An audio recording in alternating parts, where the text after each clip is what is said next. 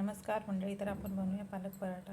मस्त एक जोडी पालक साफ करून घेतली, धुवून घेतली, मस्त मिक्सरच्या भांड्यात टाकले.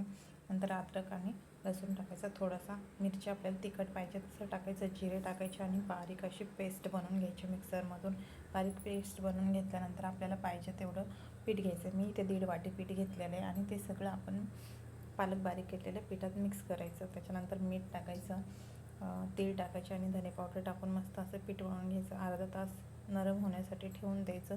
ते छान मुरलं की थोडंसं तेल टाकून अजून मळून घ्यायचं आणि असं छान असं चौकोनी पराठा बनायचा. आपल्याला पाहिजे ते लावायचं. कोणी तेल लावतं, कोणी तूप लावतं, तर मी इथे तेलच लावलेलं आहे. असं छान दुमडून घ्यायचं आणि लाटायचं. लाटून घेतला ना छान, थोडासा असा जाडसरच ठेवायचा आणि स्लो गॅसवरती भाजायचा. खरपूस असा खूप छान लागतो पालक पराठा आणि हे दह्यासोबत खायचा. आता थंडीचे दिवस चालू आहे तर खूप छान हिरव्यागार मार्केटला भाज्या येतात. तर असं काहीतरी नवीन बनवून बघायचं आणि खायचं आणि मुलांना पण खूप आवडतं. टिफिनसाठी तर एक नंबर आहे.